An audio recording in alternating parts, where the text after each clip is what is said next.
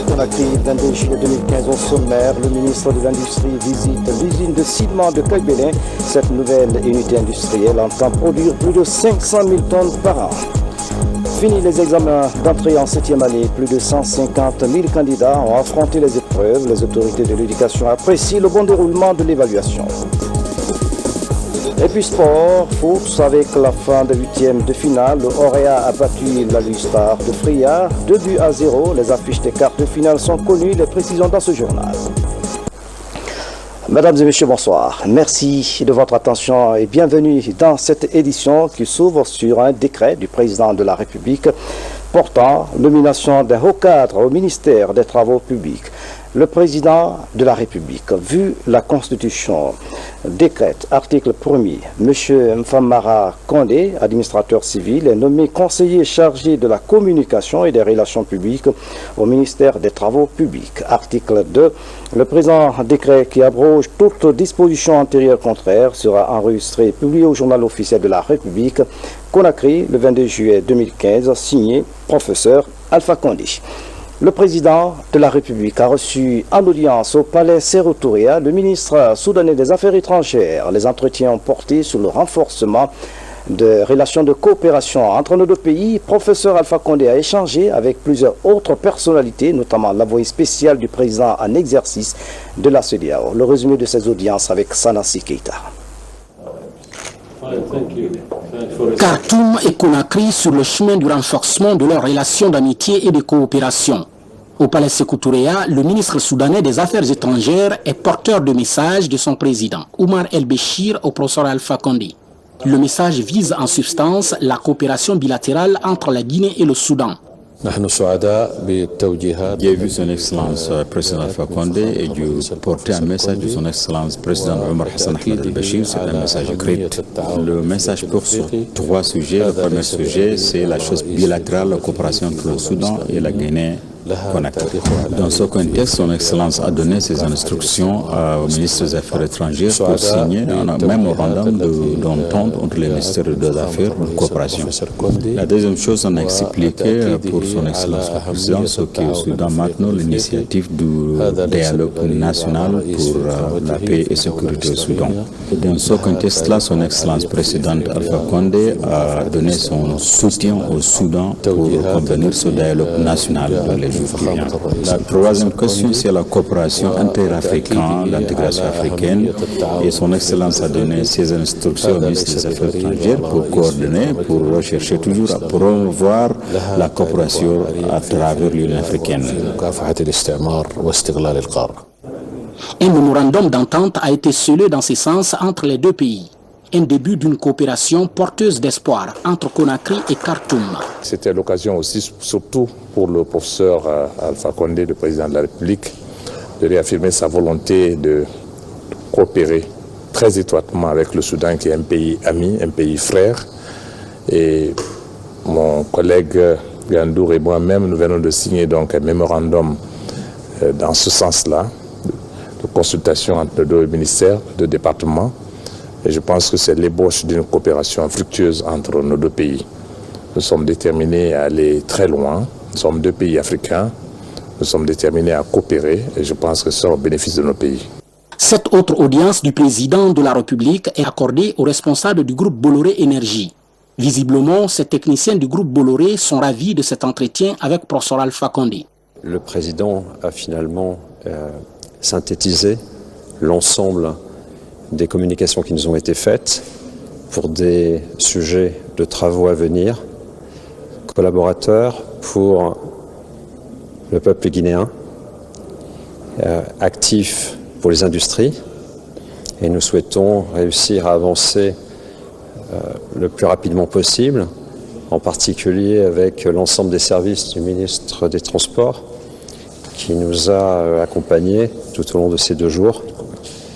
Et nous souhaitons bien sûr remercier la collaboration longue et active entre notre président Vincent Bolloré, Cyril Bolloré et les équipes présentes en Guinée depuis longue date pour poursuivre ce que nous espérons être un avenir constructif, à la fois pour le groupe, mais surtout pour tous les Guinéens.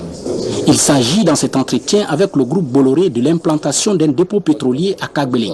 Je suis heureux de vous dire que nous venons de sortir d'une audience avec Monsieur le Président de la République, avec le groupe Bolloré Énergie, avec lequel nous avons discuté de la possibilité de l'implantation d'un dépôt pétrolier au niveau de la zone de Kabele, et puis l'évacuation de tous les produits pétroliers à partir des trains directement. Ça va permettre de désengorger la ville par rapport au balai des camions qui circulent d'ici Kabele, et ça va contribuer à assurer la sécurité des populations par rapport au risque que constitue le transport des hydrocarbures au sein d'une pleine ville.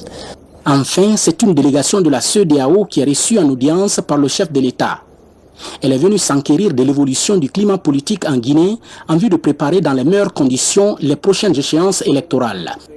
Il est de tradition à la CEDEAO que lorsque des élections approchent dans un pays quelconque de l'espace CEDEAO, qu'une délégation vienne humer le terrain, écouter les uns les autres, pour présenter aux autorités de la CEDEAO l'image que le pays présente à la veille ou à l'approche des élections.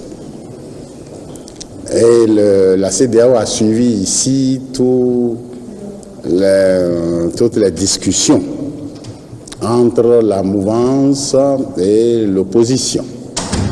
Et la CEDEAO souhaiterait que je rencontre les uns et les autres pour pouvoir faire un rapport complet, de manière à permettre de préciser dans quelle perspective les élections programmées se présentent.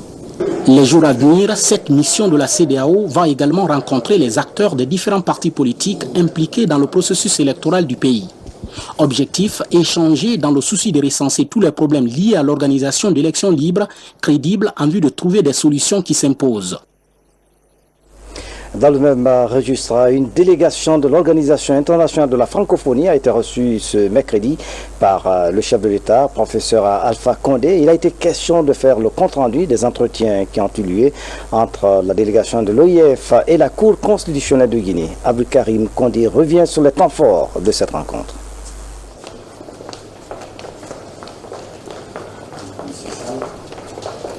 Cette délégation de l'Organisation internationale de la francophonie a été introduite auprès du président de la République par le président de la Cour constitutionnelle.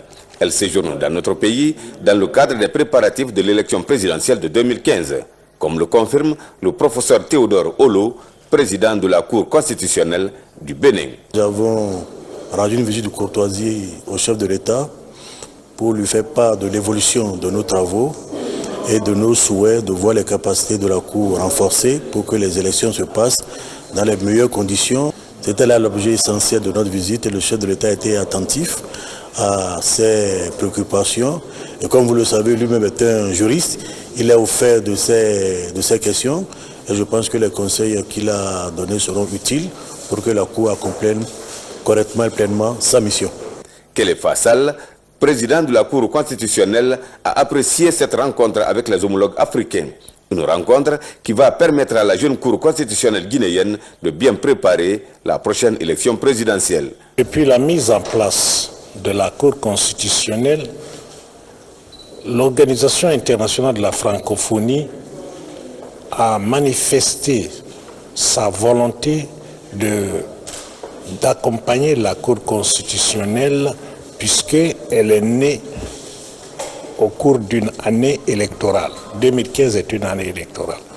Donc l'Organisation internationale de la francophonie a déclaré mettre à la disposition de la Guinée des experts pour l'amélioration des capacités institutionnelles de cette Cour. C'est dans ce cadre que l'Organisation internationale de la francophonie, dirigée par M. Issa, a fait recours au président de la Cour constitutionnelle du Bénin, professeur Théodore Olo, à M.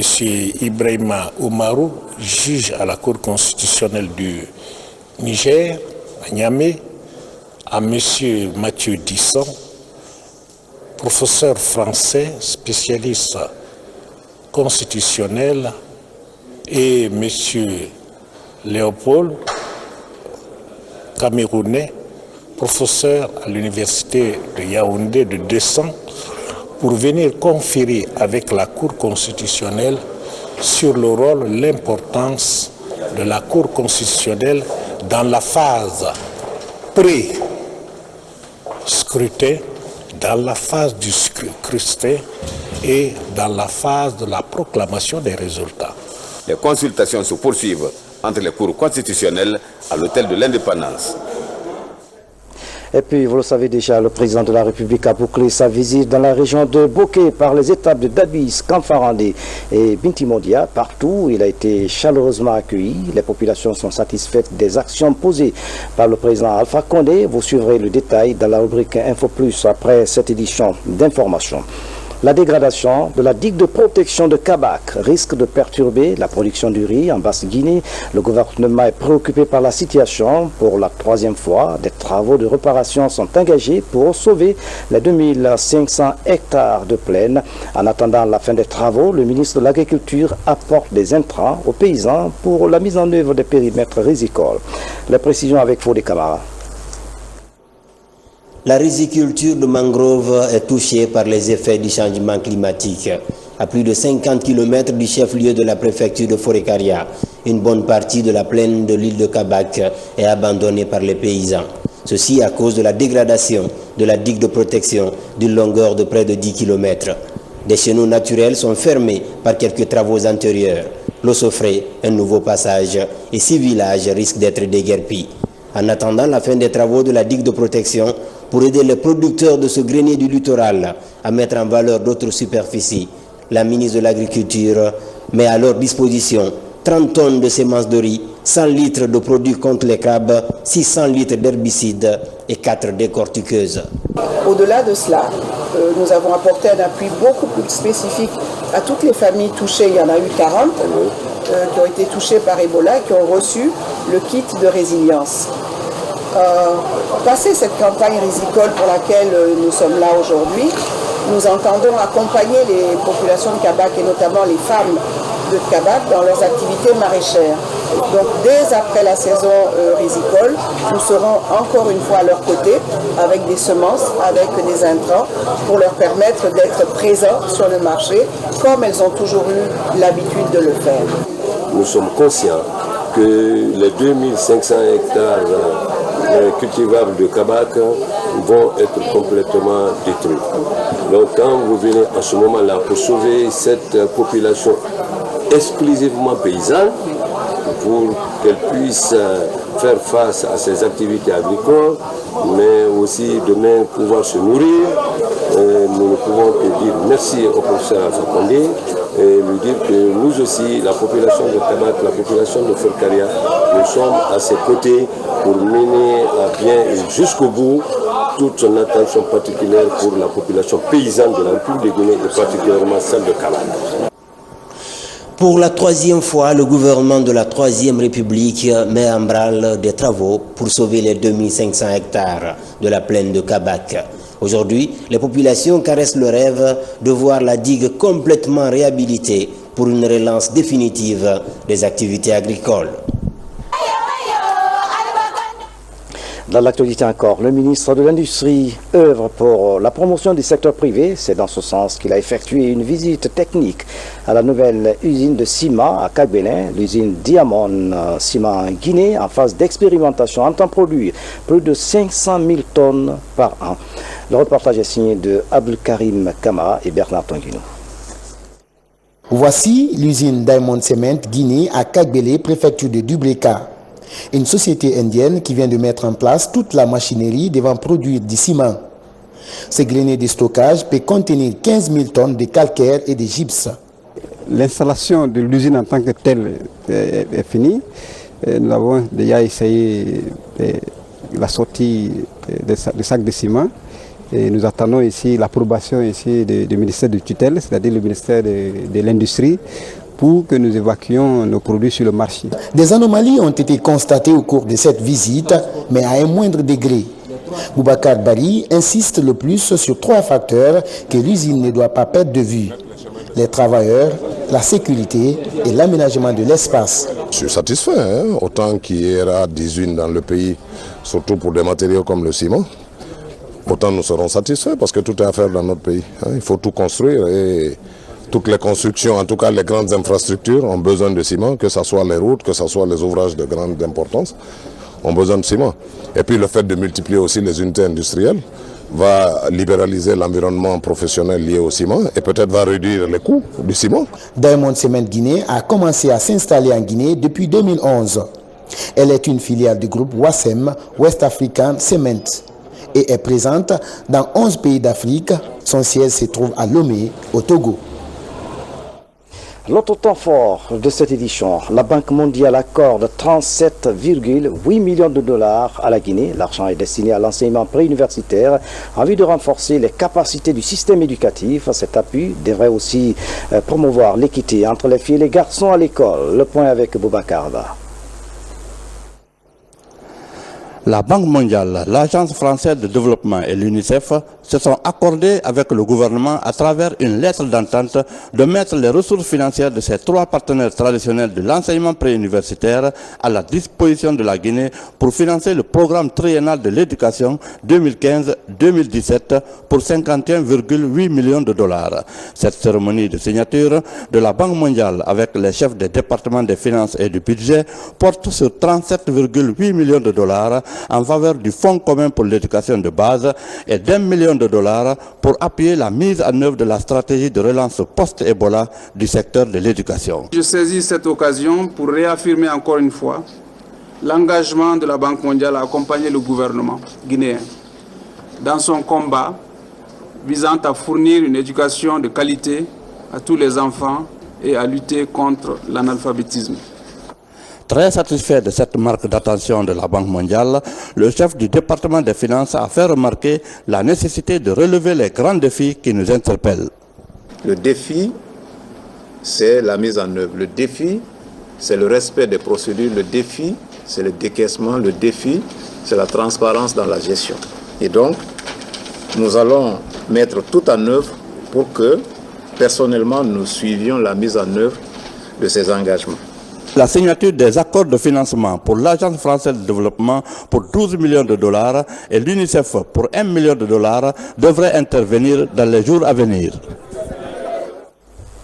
Dans l'actualité encore, installation officielle de la Commission nationale OHADA Guinée ce mercredi à Conakry. Les membres sont issus des secteurs publics et privés. Leur mission, sensibiliser sur le droit des affaires et créer un environnement au développement des activités commerciales en Guinée. Tierno Younoussaba, reportage. Un environnement juridique et judiciaire pour le secteur privé guinéen. C'est l'ambition affichée par le gouvernement, d'où l'installation de la Commission nationale OHADA Guinée.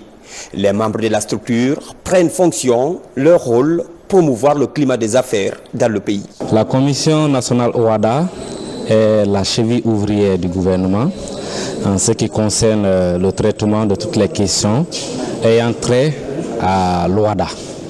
Donc le premier défi, c'est la sensibilisation du public guinéen, les opérateurs économiques, les acteurs juridiques et judiciaires à la connaissance du droit OHADA et de son importance pour le développement économique de la République de Guinée.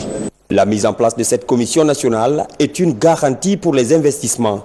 Elle constitue également un moyen d'intégration régionale. Nous souhaitons que les pays membres de l'organisation puissent assurer leur développement économique. Assurer leur développement économique, ça veut dire renforcer la sécurité juridique, ça veut dire assurer les investisseurs, ça veut dire renforcer tous ces liens les uns avec les autres. Et l'un des moyens innovants dans cet objectif, c'est la création d'une commission nationale OHADA, qui n'existait pas jusqu'à présent. Je tiens avant tout à remercier le gouvernement guinéen d'avoir posé cet acte, qui est attendu depuis 15 ans, depuis que la Guinée est membre de l'organisation. Parce que sans la Commission nationale, le pays ne peut pas participer comme il se doit au fonctionnement de l'organisation. La Commission nationale est un maillon essentiel dans l'étude des textes que nous prenons en commun. À l'instar des autres pays de l'espace, la Commission nationale OHADA Guinée va faire la promotion et de pratique effective du droit des affaires. Il y a trois choses que je voulais dire sur l'OHADA. Vous avez d'abord ce qu'on appelle l'harmonisation du droit des affaires et du droit commercial dans l'espace de la sous-région, j'allais dire africaine.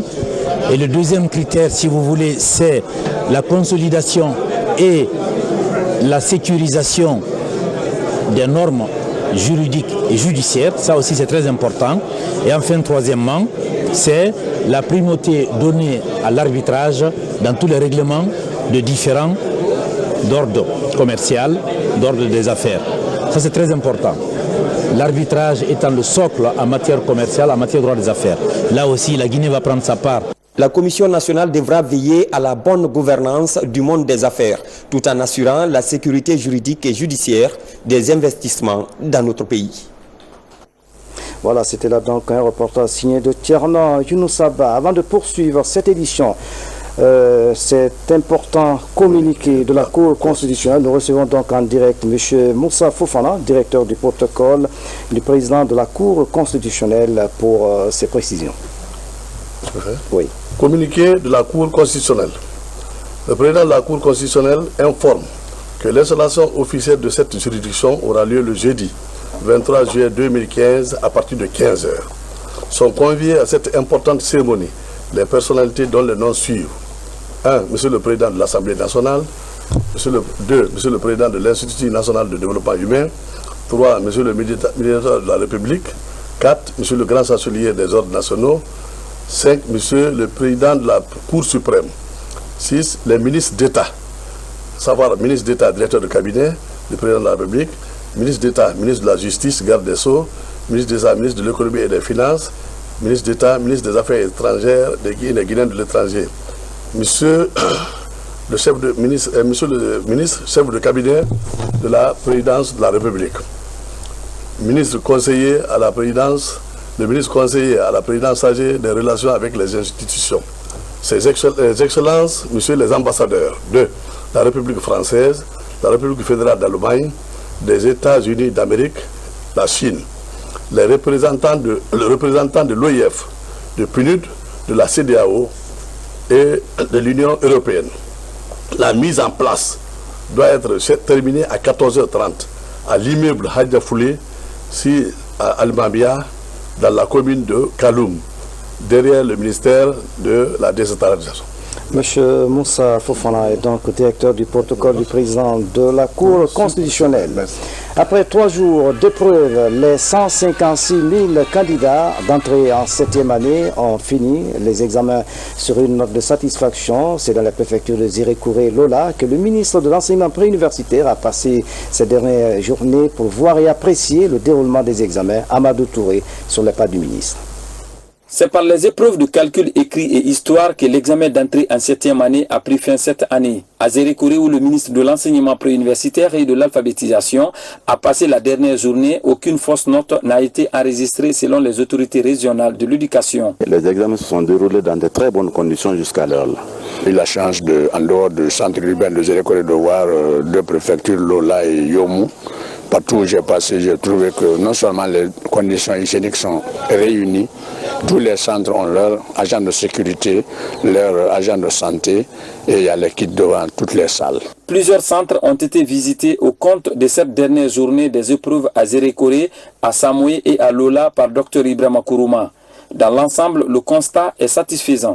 Je suis heureux aujourd'hui de dire que déjà, sur l'ensemble du pays, nous avons une situation réelle qui nous amène à dire aujourd'hui qu'on peut être heureux, on peut être satisfait que cet examen plutôt de l'entrée en 7e soit passé dans les conditions les meilleures et que les résultats qui vont en découler vont être les véritables résultats.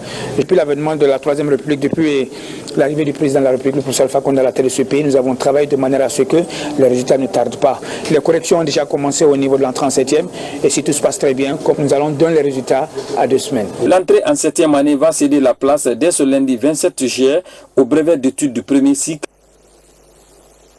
Et puis dans le même registre, fini les examens d'entrée en 7e année à l'Abbé. L'évaluation s'est bien déroulée. On note cette année une légère augmentation du nombre de candidats. Ils étaient plus de 5000 à affronter les épreuves, repartis dans 25 centres d'examen. Tierno Ousmane Diallo est sur place à l'Abbé. Voici son constat. Son de cloche pour inviter les élèves à rejoindre les salles d'examen dans ce centre à l'Abbé. Ils sont ici 366 candidats à affronter les épreuves. Mais avant, ils vont subir un contrôle. Pour certains, ce sera le dernier dans leur cycle de formation primaire. Cette opération consiste à contrôler si les élèves ne rentrent pas avec des documents. Pour surveiller un élève, il faut l'empêcher de voler. Comment l'empêcher de voler? C'est de fouiller ces élèves-là avant qu'ils ne rentrent. Dans quelques minutes, la dernière épreuve va être lancée. Comme à l'accoutumée, surveillants et élèves observent dans l'une des salles l'ouverture de l'enveloppe contenant le sujet. Épreuve d'histoire. Sujet 1. Citer 4 États de l'Afrique occidentale française, devenus indépendants en 1960. 3 autres questions vont suivre. L'examen d'entrée en 7e est le premier concours national auquel sont soumis les élèves. Le passage obligé avant d'entamer le cycle de formation secondaire. À la fin des épreuves, c'est dans la cour que commencent les premiers échanges sur les réponses apportées et sur la compréhension des sujets. C'est facile et ça s'est bien passé. Je remercie Dieu parce que ça s'est bien passé. Cette année, 5814 candidats ont affronté les épreuves d'entrée en 7e dans la préfecture de l'Abbé, soit une légère hausse comparativement à l'examen d'entrée en 7e de l'année scolaire précédente. Au même moment, ici à Conakry, les examens se sont bien déroulés. Candidats et encadreurs apprécient le déroulement de l'évaluation. Ablaye Diallo, reportage. Le sujet d'histoire est la dernière épreuve de l'examen d'entrée en 7e année. 2 heures après cette séance, les élèves se retrouvent pour manifester dans la joie la fin d'un cycle.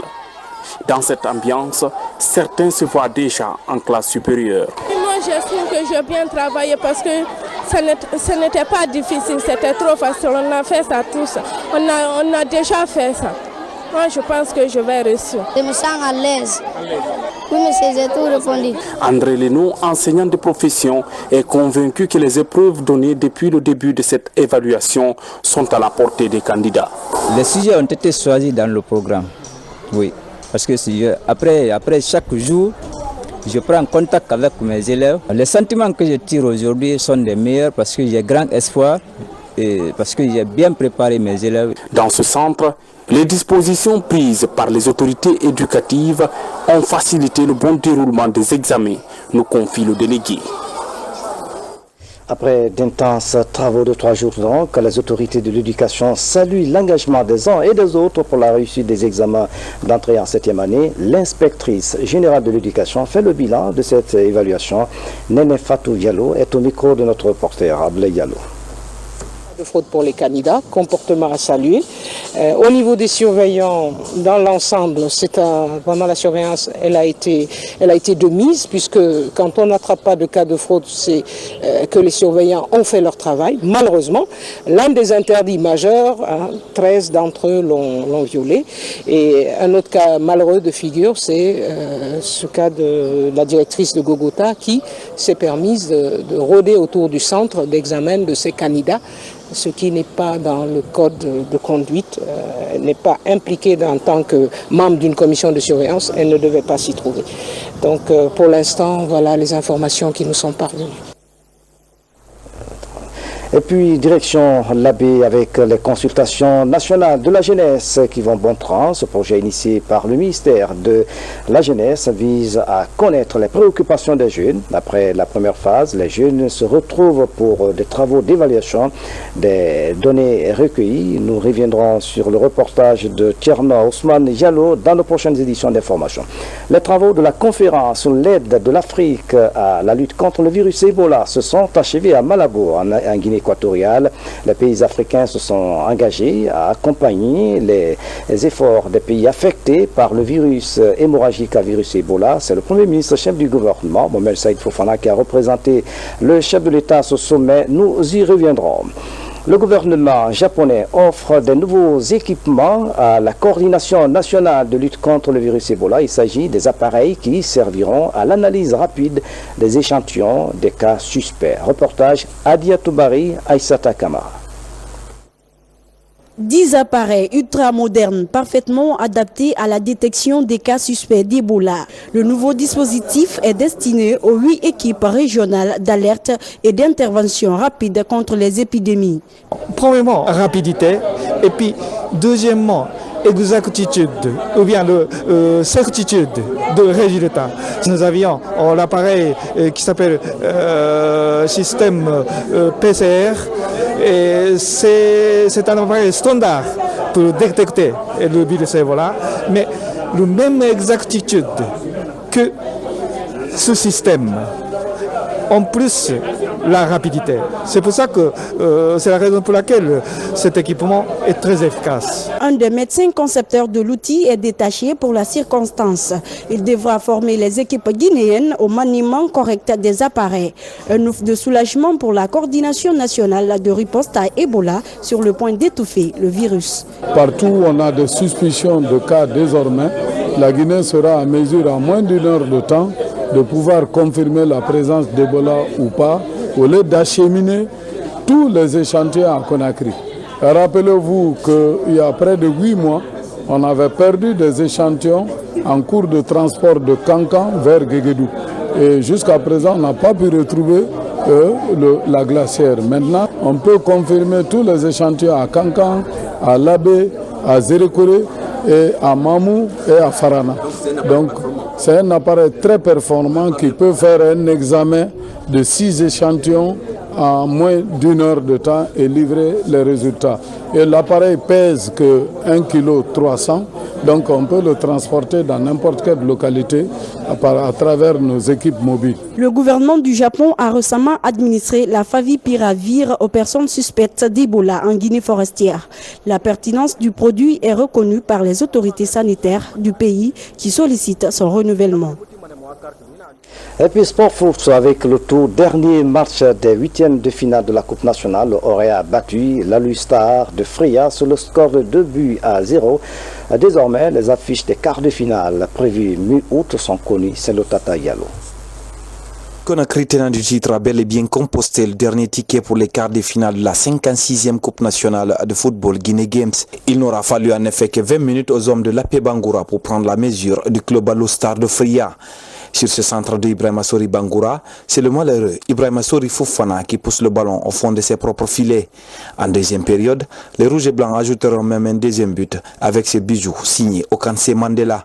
Le Oroya plus que jamais candidat à sa propre succession. Bon, moi je pense que c'est un match de coupe. On va tout faire. Moi je crois que la lecture est très simple. Les équipes qualifiées sont des équipes à respecter. Et on a imposé une certaine stratégie. On l'a reçu, on a fait la différence. Mais je pense que les adversaires du futur aussi ont leur chemin. Ici, il y a eu trop d'agitation. Les gens ont pensé que le football, c'est hors le terrain. On l'a joué sur le terrain. On a fait la différence. Pensionnaire de Ligue 2, le club Alustar de Freya n'a pas trop à rougir de cette élimination face à un adversaire de notre niveau. On a fait une très bonne entame du jeu. Après le premier but encaissé, vous savez, le mental de ces footballeurs guinéens, c'est pas un beau fixe. Mes joueurs, ils ont baissé les bras. On a essayé de les faire monter. Mais bon, on n'a pas pu, on était face à cette équipe beaucoup plus expérimentée que nous. C'est l'expérience qui a fait la différence. Ainsi donc, les quarts de finale se présentent comme suit. Le Centre-Bas de Conakry en difficulté en championnat sera opposé au Gangan de Kindia. Le Afia de Conakry, autre mal classé, défiera le Oroya AC. Le club olympique de Koya, finaliste de la dernière édition, accueille l'AS Kaloum. Et puis enfin, le choc de Ligue 2 opposera le Lelou FC au 140 de Farana. Rencontre prévue le 16 août prochain. Et puis nous revenons sur ce décret avant de refermer cette édition, décret portant nomination d'un haut cadre au ministère des Travaux publics. Le président de la République, vu la Constitution, décrète article 1er. M. Mfamara Condé, administrateur civil, est nommé conseiller chargé de la communication et des relations public au ministère des Travaux publics. Article 2, le présent décret qui abroge toute disposition antérieure contraire sera enregistré et publié au journal officiel de la République Conakry le 22 juillet 2015, signé professeur Alpha Condé. C'est la fin de cette édition à tous. Merci de nous avoir suivis. Excellente soirée. Où que vous soyez dans le monde. À bientôt.